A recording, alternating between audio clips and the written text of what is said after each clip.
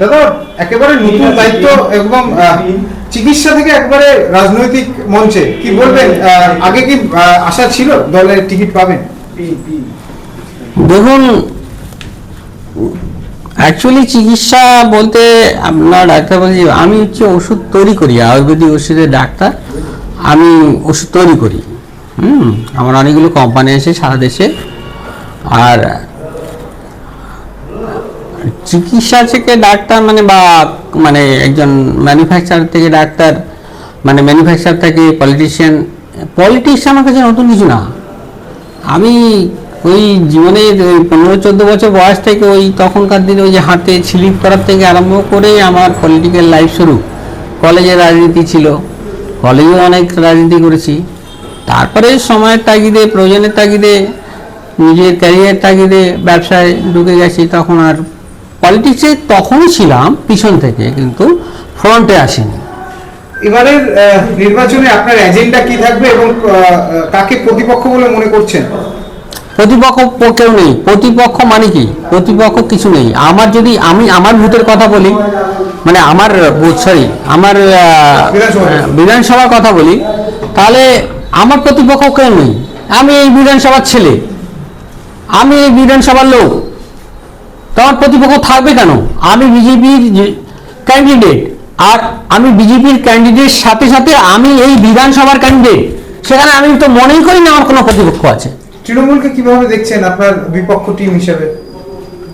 তৃণমূলকে তো আমি বিপক্ষ টিম ভাবি না। জয়ের ব্যাপারে কতটা আশা করেন? জয়ের ব্যাপারে আমাকে প্রচারে যেতে হবে না।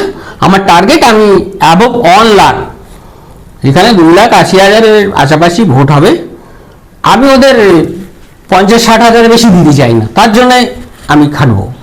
জেতার জন্য আমার মনে হয় না এই বিধানসভার মানুষের কাছে ভোট চাইতে যেতে হবে। এই যে আপনাকে টিকিট দিল, এর জন্য মানে দল আপনাকে মনোনীত করেছে, কাকে ধন্যবাদ জানাবেন? দলের যে এক তো আমাদের যশস্বী প্রধানমন্ত্রী, যিনি ভারতবর্ষে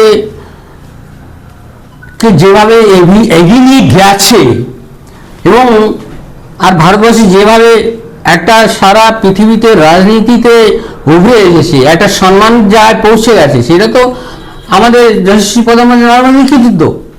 এবং সেখানে তার একটা ছোট সৈনিক হিসাবে আমাকে নিযুক্ত করেছে, এর জন্য আমি অত্যন্ত গর্বিত। আর একদম শেষ প্রশ্ন থাকবে, রানাঘাট দক্ষিণবাসীর জন্য আপনার কি বার্তা থাকছে? রানাঘাট দক্ষিণবাসী যেভাবে বঞ্চিত হয়েছে, আপনারা সবাই জানেন। এখানে জলের ব্যবস্থা নেই, এখানে কল আছে কাটমানির, আর কল আছে কিন্তু জল নাই। এখানে 100 দিনের কাজে, আমাকে বলছে রাজনৈতিক এক্সপিরিয়েন্স, 100 দিনের কাজে এখানে সবার কার্ড নিয়ে রেখে 50 টাকা দিয়ে বাকি টাকা নেতারা খেয়ে যেত। সেগুলো বন্ধ করতে হবে। সরকারি যত সুবিধা সব করেছে, খেয়ে নিচ্ছে। তারপরে যে পাড়ায় সমাধানের টাকাগুলো গেল কোথায়? কোন পাড়ায় কি সমাধান হয়েছে?